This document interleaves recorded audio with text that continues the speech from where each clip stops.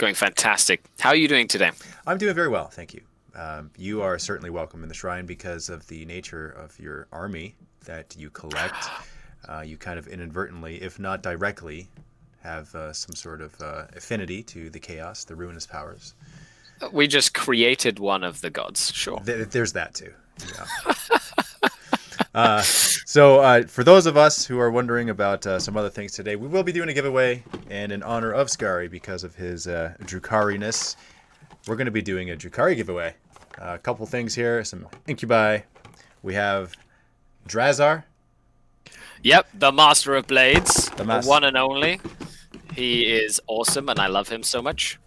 And then some terrain, because one can always use some terrain. We're giving away a Galvanic Magnavent as well.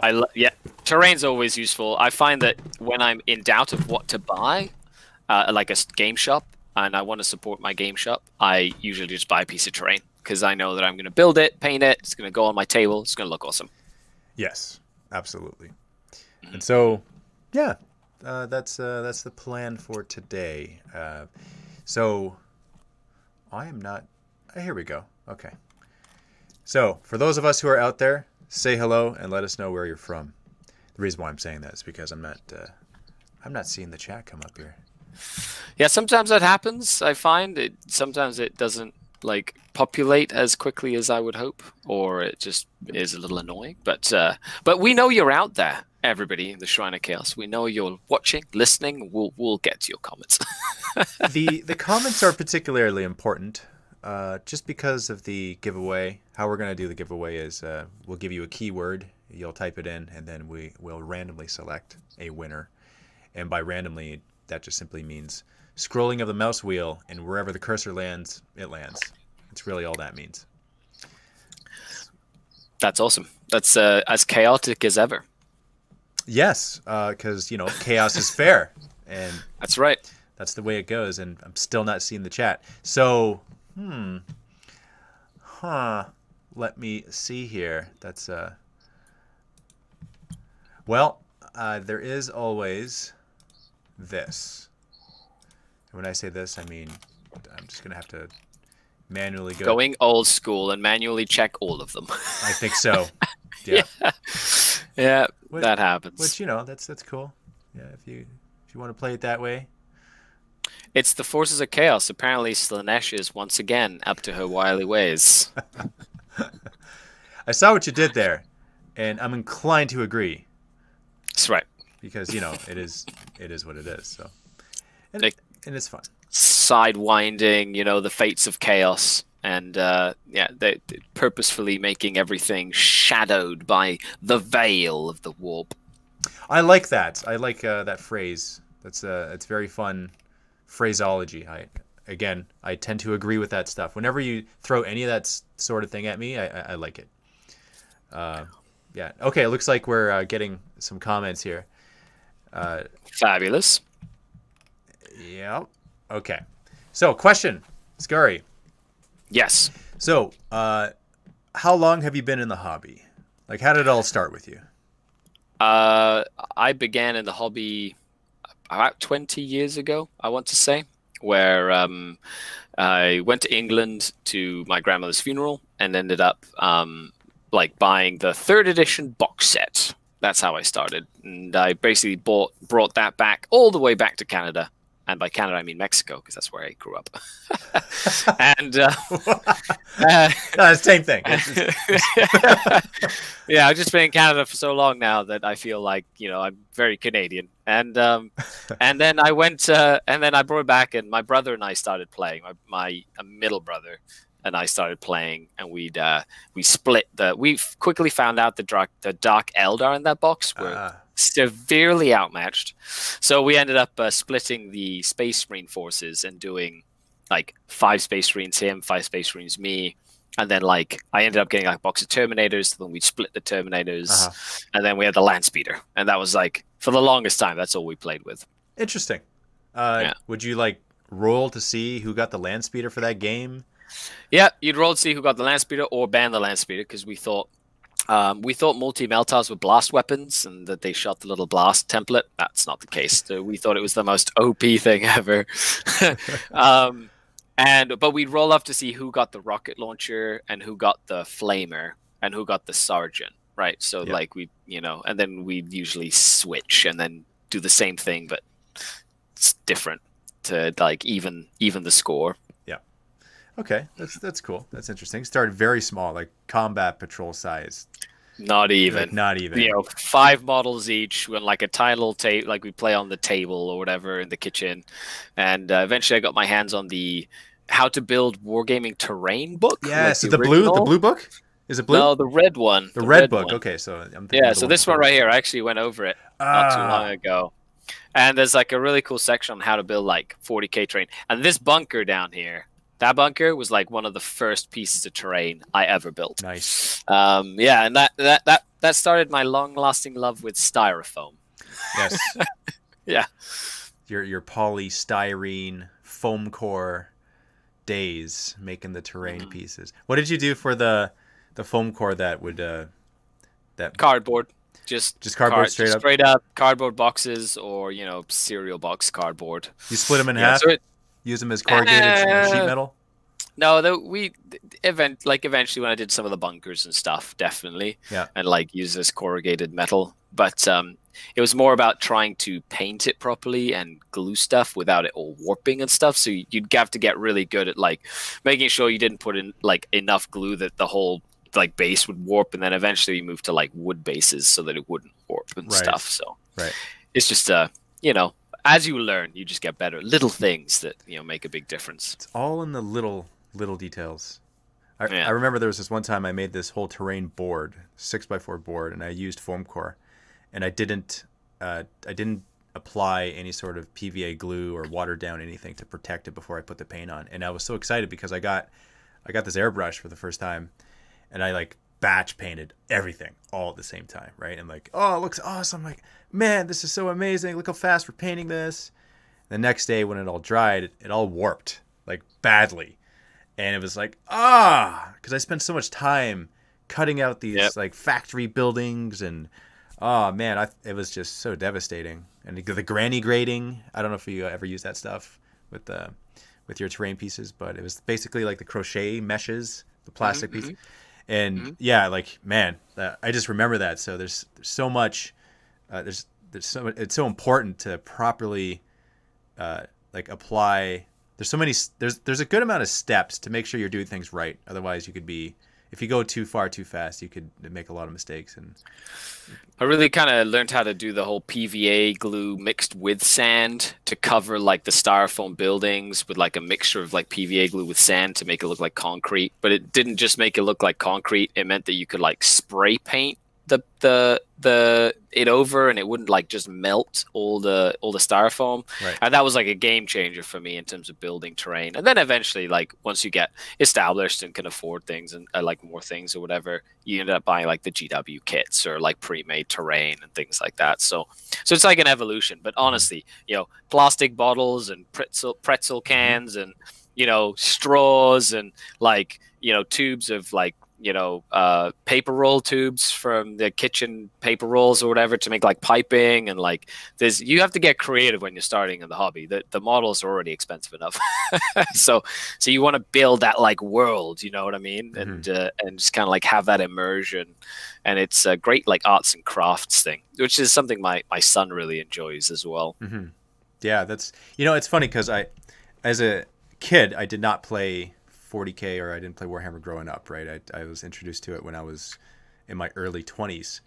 And so I didn't have, the nostalgia for me isn't from when I was a kid. It was from when I first got introduced to the hobby. And basically, like I played very few games off camera. I just basically like learned as I played and recorded stuff.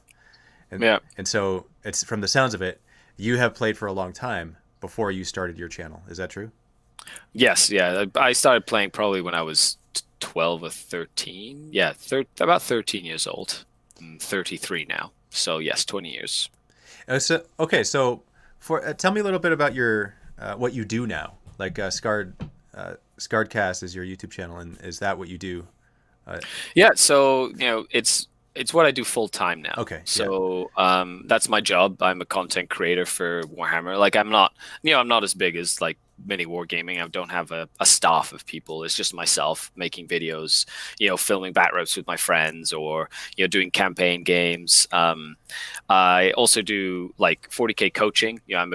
I do play competitively, even though narrative gaming is some of the most fun you'll ever have is like playing. Like I have a cool crusade going on right now, but that's what I do. So I do competitive coaching and teach people how to like play the game at like a tournament level to improve and get better. Hmm. I also do battle reports or tactical videos. I review like all the GW new releases that come out as well and things like that.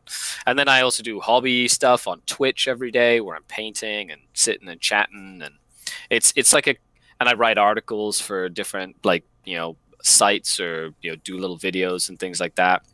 So it's a whole bunch of different things that is sort of like all encompasses like the hobby. So I do some narrative, some competitive, some like tactical stuff, new releases. I also do like old stuff like Battlefleet Gothic, or I even have some epic Armageddon lying around. So it's I love the hobby as a whole, and I just try and like mesh that together into a good balance.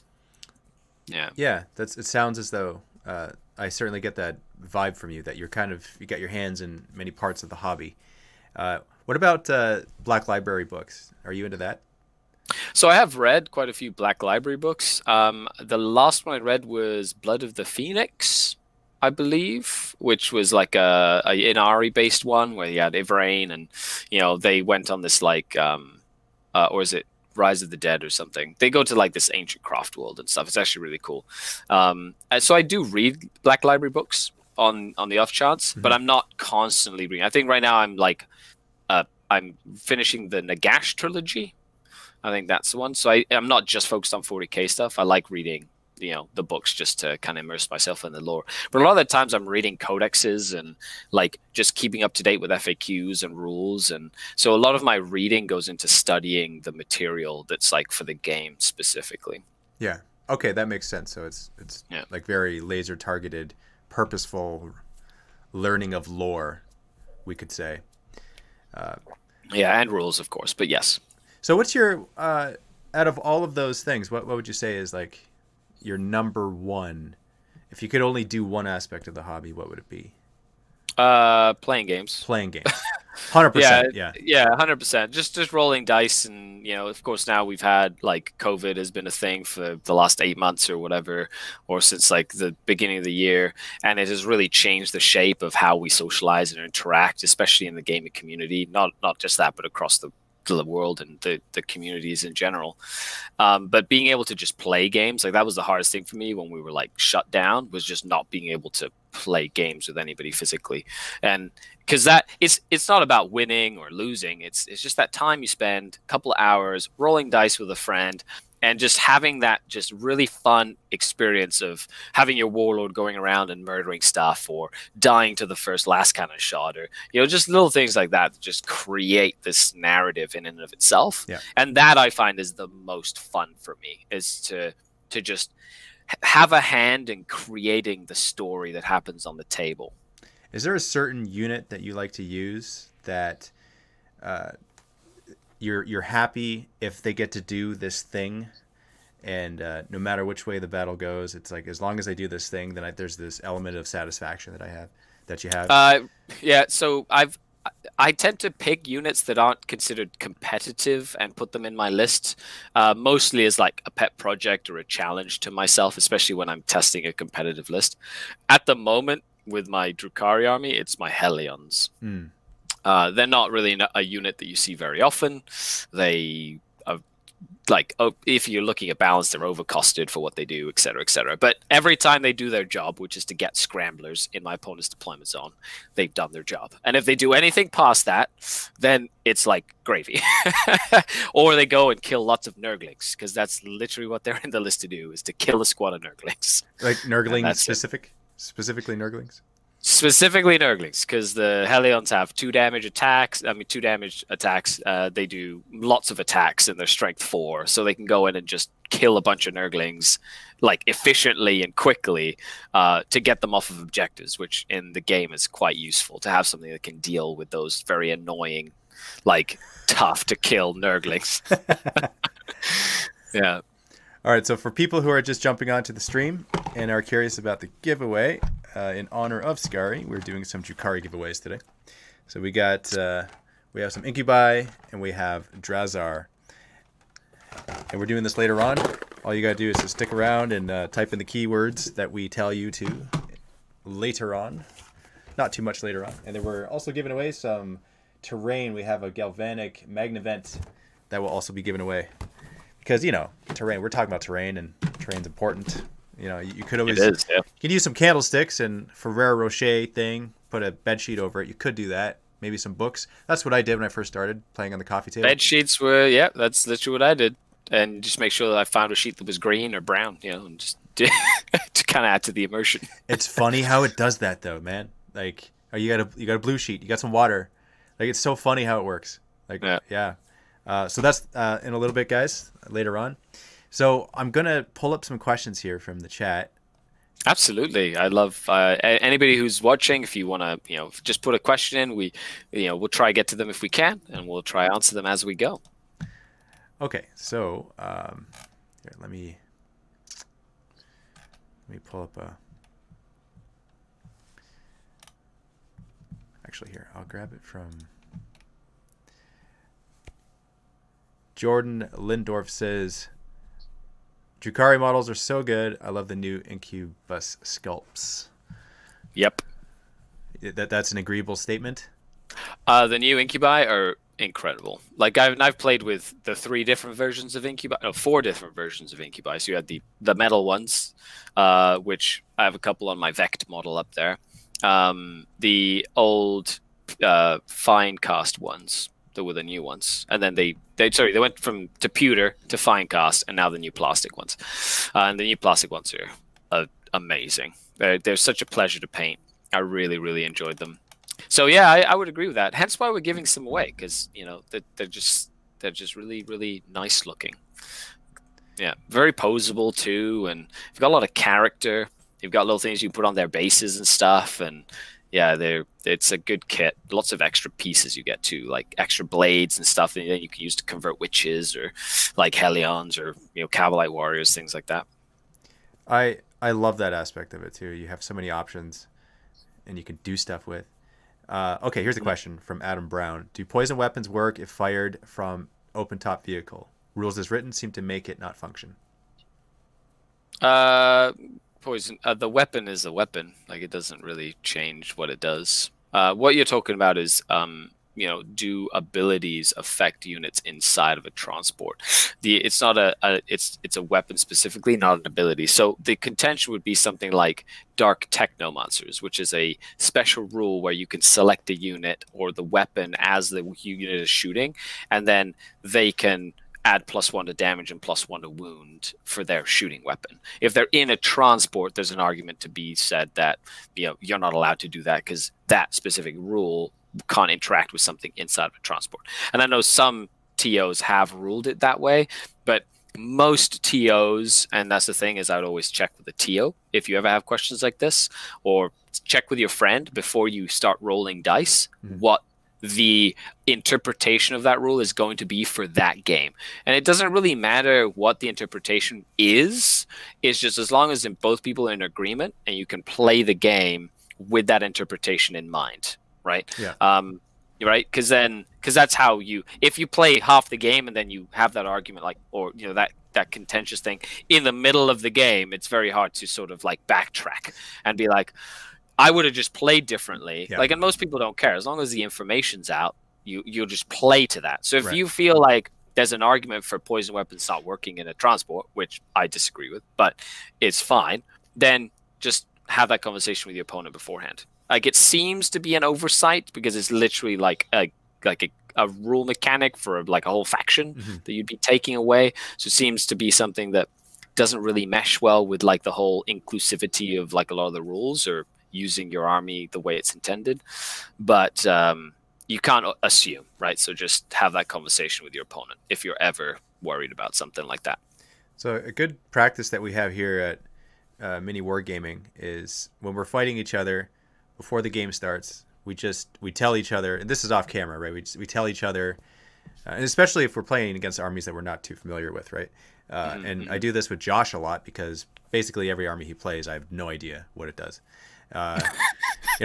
Custodians, for example, right? Like, okay, I've never fought or Scions. Or Scions, like you name it. He's got all these armies that are, I mean, they're all Imperium, but they're just all weird, man. And so, we go over like stratagems and stuff like that. And we take it a step farther where it's like, okay, here's a stratagem that does this when this happens. So when the time comes before it could happen, I'm going to remind you that I can do it. And then so that happens, right? So then I play according to that knowledge, because in a tournament it's different, right? You're trying to outplay your opponent, and you're trying to kind of utilize your tool belt of knowledge that you have and play it against your opponent. Whereas what we're trying to do is just present a fun, casual game. Not that competitive isn't fun. I get casual versus competitive is what I'm more so drawing the difference. And you'd be surprised, like at a tournament, like even at the most high level of competitive play, I'm talking like super majors, like the expectation is that you don't withhold information from your opponent. Okay. So that is like interesting. Got your hammer, which is what it's usually called, of like, I got you with a stratagem or whatever. That doesn't really fly in a lot of major tournaments. So how does that work? That's then? Well, first of all, if you're playing at like top level of a tournament, right? The people who are at that table will know what questions to ask. Yeah. And they'll have an understanding of your army and what you brought to the table. Right. So it's very unlikely that you're going to gotcha them. Right. Right. But if they say something like, like there's, because there's a fine line between being a jerk and like withholding information that is going to come and just like mess with your opponent, or trying to have a game. Because at a high level, even me or my opponent, we don't want to win on gotchas. We want to win because I outplayed you, right? Because I know the game better than you, and I took advantage of your mistakes or whatever, but I'm not going to like all of a sudden spring like a stratagem that just screws you in that moment. So even during a game, I'll be playing like personally, and my opponent will move or whatever, and I'll be like, hey, don't forget that I can like, deny the witch with this model over here, and your brain explodes if you do, and then they go, oh shoot, yeah, I totally forgot or whatever. So, like it's okay to have that sort of game style, even at a high level competitive play. Even like a relic, right? Like, hey, what are your relics? What are your stratagems? Like you tell your opponent, I've got this relic, I've got this thing or whatever. Mm-hmm. They'll ask you, do you have any way to like advance and charge or whatnot? So make sure you tell them if you have a stratagem that you can advance and charge with, or things like that. Like you don't just say, well, none of my models can advance and charge, right. And then go, oh, but I have a stratagem like halfway through the game that lets me do it, So that's not cool. Yeah. And you will get sort of like blacklisted pretty quickly if that's like the style of 40k you play, even at like big international 40k competitive tournaments. So that makes sense. So it's the same sort of thing. Like you're going in with that social contract, and historically competitive games have a very like negative connotation to them. And yes, there's some people who like are that guy or whatever that go in or are trying to win at all costs. But to be honest, the most competitive people you will play will not play that way, because they know they're going to beat you by outplaying you, not by like withholding information, right? Basically. Yeah. And it's usually people that we call like tryhards that are trying to kind of break their way into competitive play, that tend to get really passionate about winning, and therefore they try and like pull at strings to kind of get any advantage they can over their opponent. Whereas when you really know and understand and play the game well and play your list well, you don't really have to resort to that sort of stuff, basically. Right. Yeah. That makes sense. Yeah. It's good to know too that in the higher levels of play that's basically the general consensus. It's it's really a gentleman's agreement, and we play by playing. And that actually what did I hear? This is a number of years ago that I heard this. There was football teams that would like spray some sort of like slippery oil on their clothes so that they could slip past guys easier, so they couldn't be tackled. And so it just reminds me of that, like gotcha moments where it's just like any sort of kind of cheat tactics. Yeah. Which to be fair and to be honest, it's very rare that I actually run into that. Yep. And Very, very rare. yeah. But the thing is, when it does happen, it's like it sticks with you. Absolutely. Yeah, it does. And it's happened a few times, I will say, but it's rare. It's rare that it happens. Yeah. Very, very rare. And normally, like nowadays, 40K, especially at a high level, is so social, like it's so social media. The coverage on that is a lot more than it ever used to be, right? So there's coverage, the issues, the TOs, like all around the world have like TO groups where we discuss like rules issues or things that have come up, and it's a very tightly knit community of like people who run events worldwide, and it's kind of helped create like a standard of not only what you expect when you go to an event, but also it's a support system for TOs that can have like the backing of different rulings and things over time for specific contentious issues that then really help an event run a lot smoother. Mm-hmm. All right, so I'm gonna pull up some more questions here. Yeah, no problem at all. We like questions, you see. Tons and tons of questions. Just type them. Okay. Force Marine asks, what do you hope to see most in an updated 9th edition Drukhari Codex? There are two main things that I really hope. Number one, I hope that they update the beast packs. Like beast packs and the beast pack master. Like that is such a fun, iconic part of the Drukhari Codex ever since the original Dark Eldar book, where you had like a Beastmaster and 5 warp beasts, and that was actually a really nasty unit back in the day. However, you had nowadays it's a mix. You've got 3 different it's just very clunky. So I feel like if they could like streamline the beast pack, I think that would be great. I also would love to see the option to sort of like pick beasts from different codexes. I know this sounds really weird, but Dark Eldar love collecting beasts from all over the universe. So it'd be cool if I could be like a pack of Fenrisian wolves, or like just things that they could go like some squigs, like a beast pack that has is a bunch of squigs or whatever. Like, why not?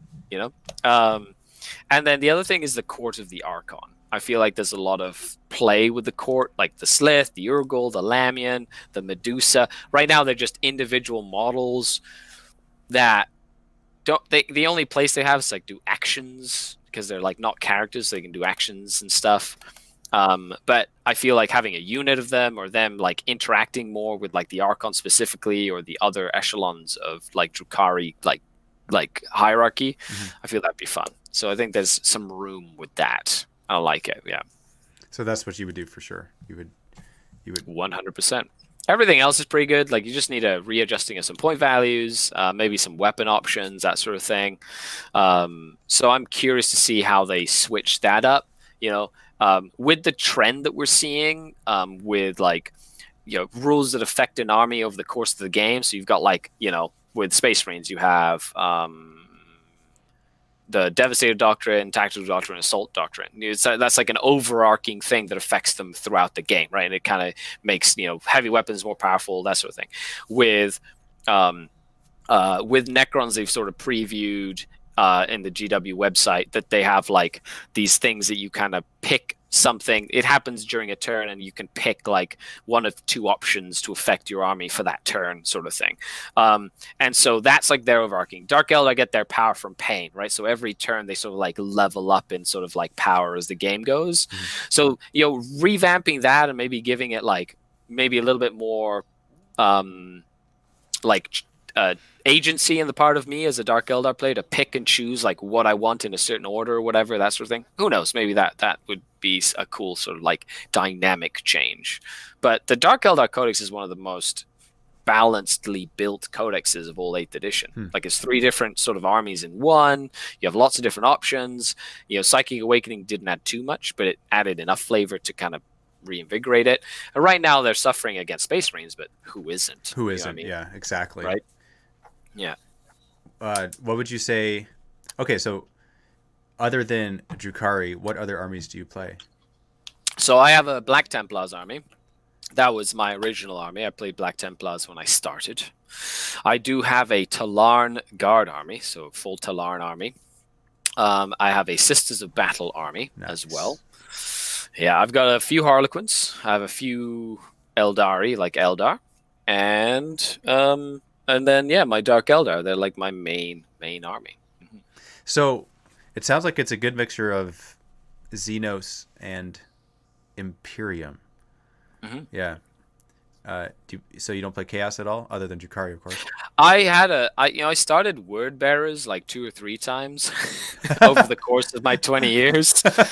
They're like the polar opposite to Black Templars, right? You have Word Bearers and Black Templars, right? They're like all like polar opposites to themselves. And I really enjoy the lore of just summoning a bunch of demons and totally like making giant shrines to chaos all over a planet that's conquered, that sort of thing. So that is a very attractive like story arc for me. And Death Guard were like the army that I liked originally, because I had the old 2nd edition Chaos Codex. Where is it? Yeah, the 2nd edition Chaos Codex was one of the first codexes I bought. Oh, very nice. And yeah, this is an old school one. And there's a piece of artwork in here. There's a piece of artwork in here that like captivated me for like, it just captivated. It's the Great Unclean One artwork that's in here. Where is he? I think he's in here somewhere. He's like one of the only color. Is he a color picture? I don't know if he's in here. Oh, there we go. This one right here. Wow. Old school. Wow. Great Unclean One. Right? So like this is like old 2nd edition stuff. And it's funny because I bought this when 3rd edition was a thing. I didn't know that this wasn't really a rule book or whatever. But this, and there was some really cool Death Guard conversions in here. You've got like all the notes and stuff that they did and all this stuff back then, right? Which is awesome. Very, very colorful. And so I wanted this Predator right here, which is like a converted Death Guard Predator, right? With the, And I told my mom, because she went to England. I didn't know that you could buy 40K in Mexico at the time. I didn't know any stores or anything. There wasn't really any internet back then. And I said, please get me some Chaos Terminators, because I wanted Chaos Terminators. And back in the day, there were blisters. And each blister was one pewter Terminator. Right. However, she brought back a box of Loyalist Terminators because it was a box. So because I had the starter kit and I ended up painting them as Black Templars, and the rest is history. So yeah, so close. You're so close. Very, very close. But that was mostly because of like finances, right? I couldn't just I was very diligent on picking one army and sticking to it because I had a very limited budget. So I wanted to make that army bigger instead of like diluting my money in a bunch of different armies, basically. That's interesting. I love how it works out that way sometimes. And I know a lot of guys actually that they, with their moms, particularly, they have this kind of bond with their mother because their mom got them models when they were kids, and so it's interesting the correlation there. So that's neat to see. Okay, from a Drukhari player standpoint, what single unit scares / intimidates you the most when you see your opponent place it on the table? This is from Chief Librarian Mephiston, by the way. I want to say Alaris Terminators, like the Custodes. Alaris Terminators are pretty intimidating. Those are the dudes with the red robes. Like they got robes and armor, and like they all have robes and armor. They're Custodes, but no, these are the Terminator versions. They're big on giant bases. They're bigger. They're bigger than the normal Custodian. Yeah. They're on foot. They're really like chunky, and they've got these grenade launchers that are crazy. They're 4 wounds apiece, right? They're like a captain. Yeah. They're literally a Space Marine captain in a unit of captains, right? Like that's how powerful these guys are. Right. And every time I see them, I'm like, oh gosh, because they can like sit down in a part of the table and they have so many defensive buffs, I don't care how much you shoot at them. They stop you from re-rolling against them. They can do -1 like strength at you. They can transhuman physiology basically, and then you charge into them, and then they get +1 attack for each model you killed in that turn or whatever. And then it's like 3 guys that each have like, because they come in 6, they have like 4 attacks each. So 3 guys with like 8 attacks each or whatever. Like, it's crazy. Like, they just kill things. So they can be intimidating. Wow. Unless you have some like way to like stay back and shoot them a lot or screen them. But you can't screen them too close because they can heroically intervene, and oh man, there's a whole bunch of stuff. Anyway, so that's one of them as a Dark Eldar player, Drukhari player. The other would be things like the Adeptus Mechanicus chicken walkers with autocannons. Because anything that's like an autocannon profile, like a Leviathan Dreadnought or like chickens, that sort of thing. I think they're called Doomstriders or something. I don't know what they're called. They're just chicken walkers. Anything that has lots of shots at a decent strength with multiple damage is terrifying for Dark Eldar. So like, a bunch of autocannon shots, because it'll kill your tanks, it'll kill your like infantry, it'll kill your your heavier stuff. Like, it's just an all-round weapon that's just terrifying to us like Eldari folk. Yeah, that's interesting. Glass hammer or glass very cannon. much so. All right, so this is just a comment more so than a question, but Lehman Russ says, I have 15,000 points of Chaos Space Marines, and I can't wait to show the 2 of you. That's amazing. That is actually amazing, yes. Take lots of pictures, as if it's all painted, that's even better. Take pictures up, post them in the comments, show it off, and then, it's chaos. Yeah, chaos. Chaos. Nurgle Predator Terminators that didn't end up happening. Yes, it is chaos. Yeah, exactly. Okay, so for those of us who are wondering, we haven't done the giveaway yet. Before we do the giveaway, though, as tradition dictates, we will do a chaos comment bomb. So let's proceed to do that. We have one prepared for you guys. This one is recommended by Skari. So that's right. I'm gonna, let's see, where is the best place? Let's see. Does it work if I do this? I don't know.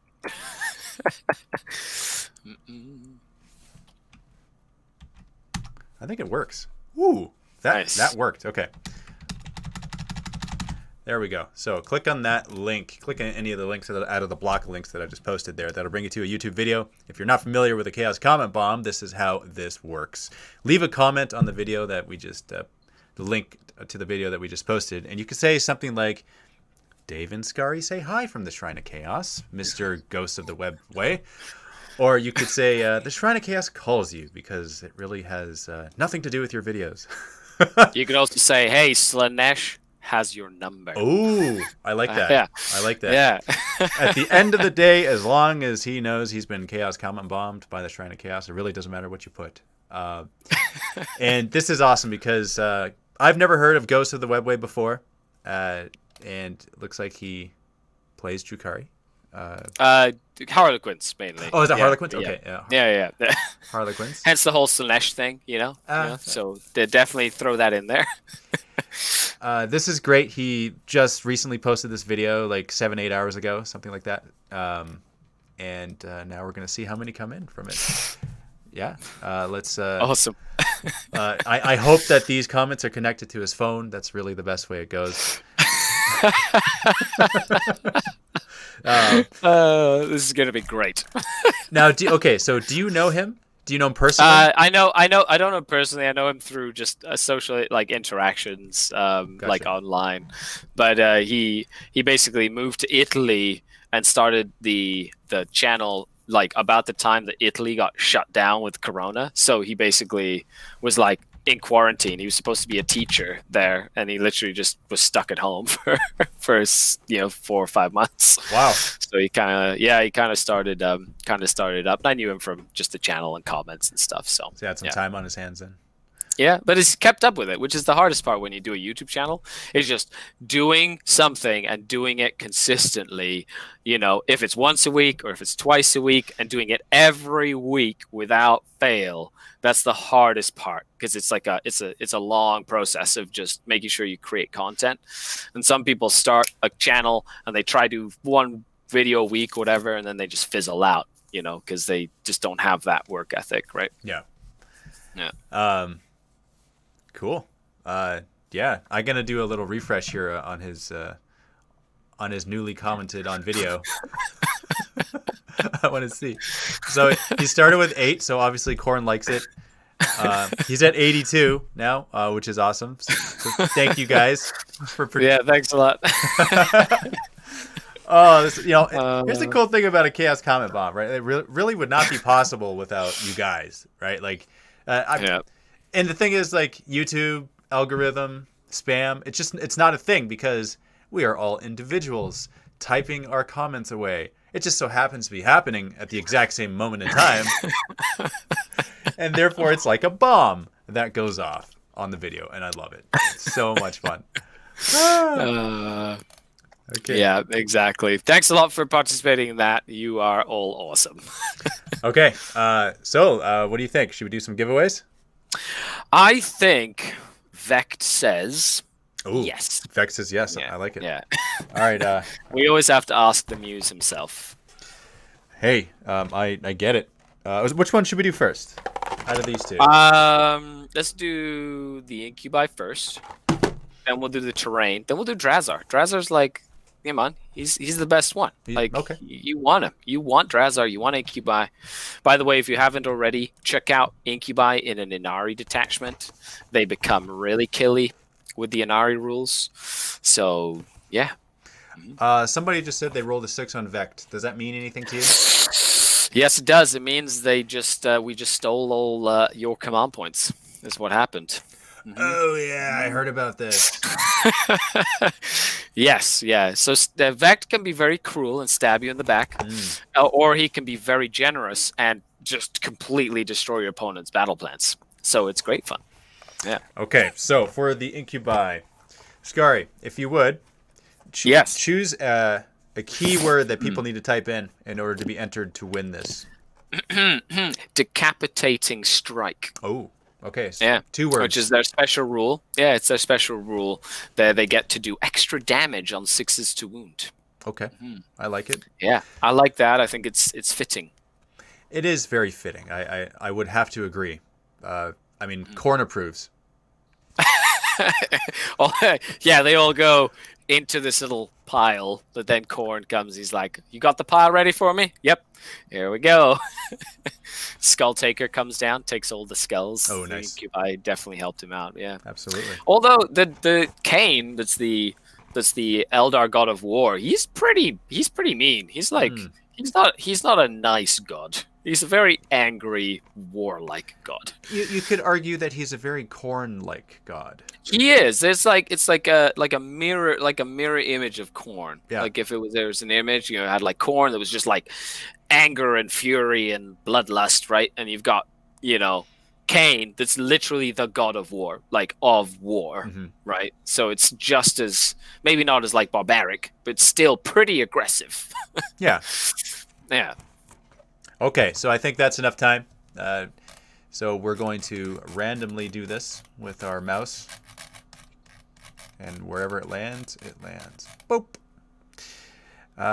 BL White Rabbit 5. Decapitating Strike. Excellent. You are the winner. That is from YouTube. So, BL White Rabbit 5. Email support@miniwargaming.com. And congratulations. Let us know that you won the Incubi. And that's how you claim your prize. Ooh. Also include your shipping address because that's important. Unless you want us to ship it into the void. That's always an option too. That is also true.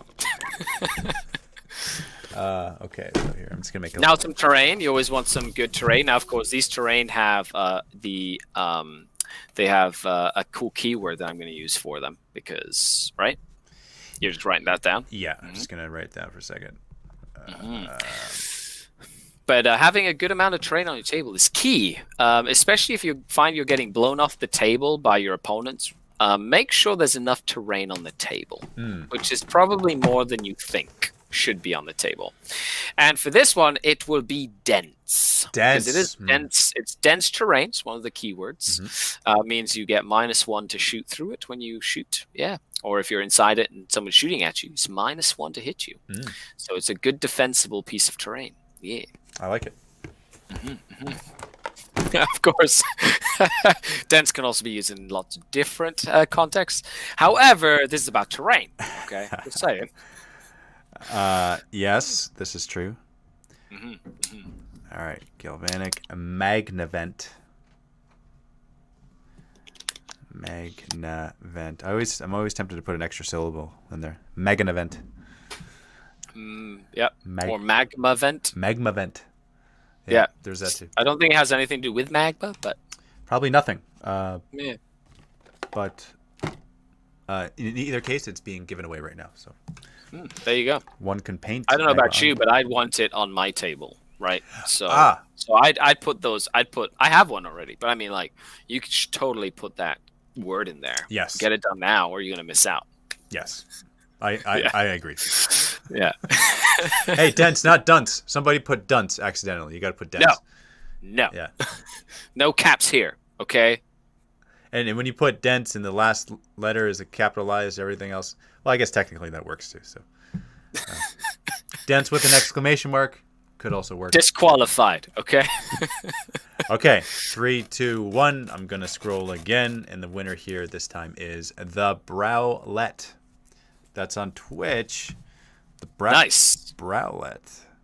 We had a YouTube comment win, a Twitch comment win. Now we just need a Facebook comment win. Like, look at that. Or Twitter. Are you on Periscope as well? We have some Periscope viewers. The Browlet. Very nice. Okay. And that's on Twitch. Excellent. Okay. In fact, you know what? Hold on. I'd like to just get this out of the way right away. I'm going to send the Browlet a whisper. Very cool. The Browlet. That's a good feature you can use on there as well. Not something you can do on, like, many of the other, like, media outlets. All right. So I've sent you a whisper there, the Browlet on Twitch. So just send me back your shipping address and let me know that you won the Galvanic Magnavent. Okay. Now, last one. Oh. It's actually technically lethal precision. Wah, wah, wah. I think it was all before you speak cold. Decapitating strike. Whoops.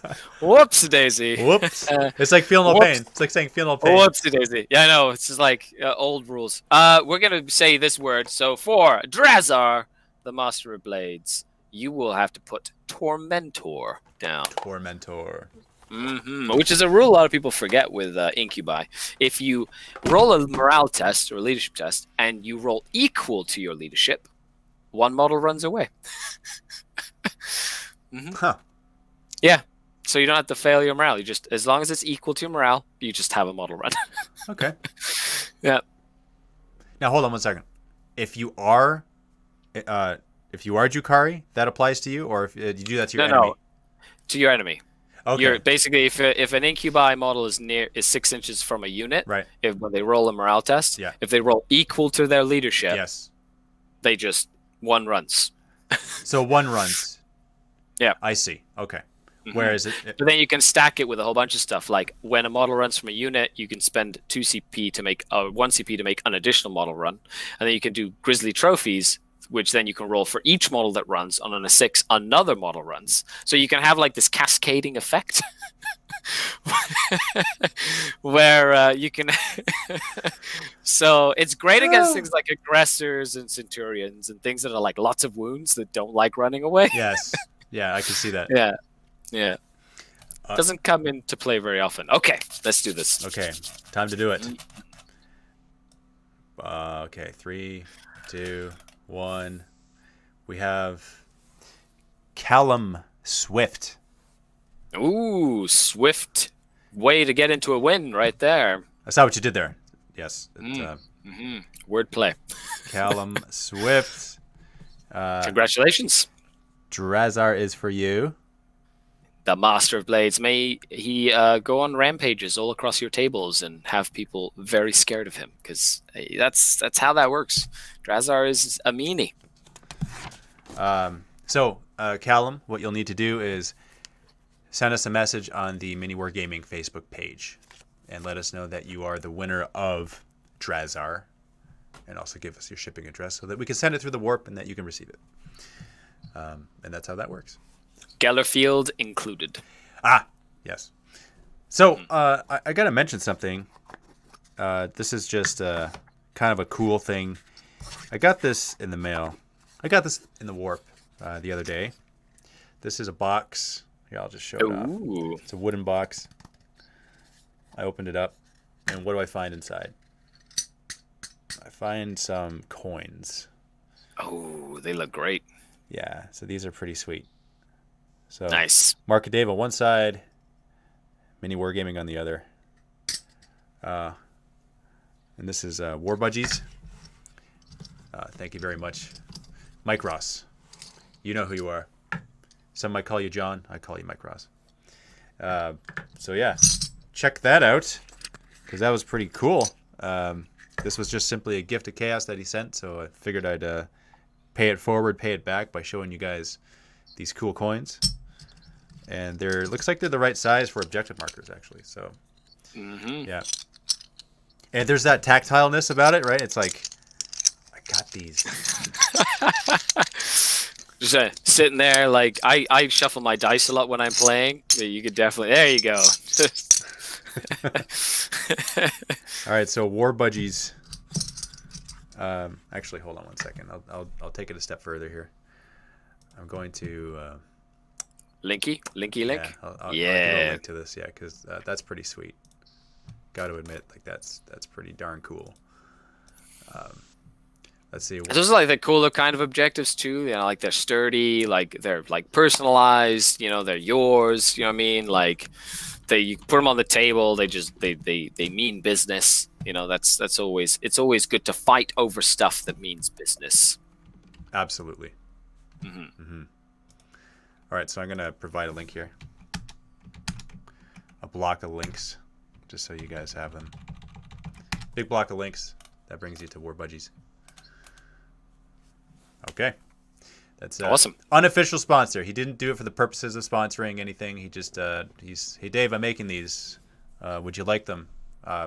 Here you go. It's a gift. Like cool. That I won't say no to that. That's a pretty pretty cool gift. So there you go. Where are mine, War Budgies? Huh? Where am I? No. I'm not famous enough yet. No, I'm just kidding. They look awesome. I'm jealous. Very jealous. Chaotic jealous. This is the jealousy instilling coins that I have. What are they worth? I wonder what they could be worth. What is their weight worth, you know? Oh, by the way, the Market Dave says counts as a gold coin. So that's awesome. Market Dave is a real thing, and it is a real thing. Absolutely. Yes. Yep. Well, thank you very much for tuning in today to the Shrine of Chaos. Now, this is tradition. Tradition is that after we do the giveaway, we do another giveaway. And the reason why we do this is because there's inevitably a number of people that drop off after the first giveaway because they come only for the giveaway. They don't stay out of loyalty, which is all the rest of you. So that's what we're going to do right now. Oh my goodness! I don't even know what you're giving away here. You didn't even tell me what this one was. There's a reason for that, and it's maybe because I don't even know what we're gonna give away. But it will be something.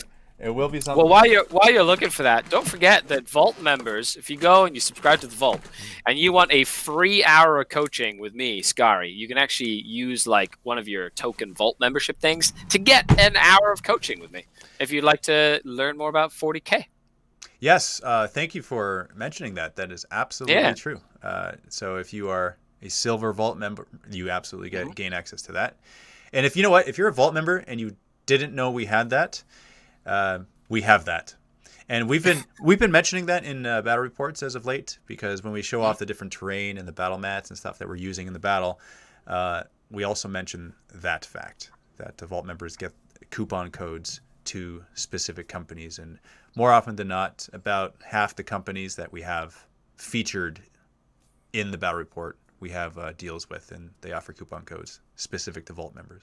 And Skari, you are one of those people, one of those companies, one of those coaches. So yeah, check it out.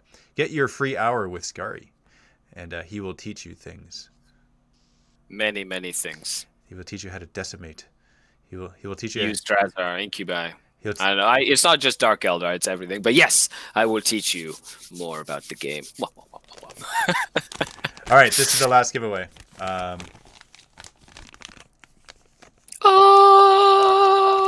found this in my desk. I like it. I like it. Some templates. It's old school. It is old school, but people are purchasing them, which is interesting because, you know, they're templates, but people still use them. Well, the 40K is not the only game out there. There are games that use templates, and they're also branded with all the mini wargaming branding. So why wouldn't I want to have that in my collection of stuff? I mean, that's a statement I can't disagree with. So yeah, exactly. In the spirit of being supportive of the statements that we give, actually, if you wouldn't mind, Skari, could you one more time lend the word that people should use? Obsolete.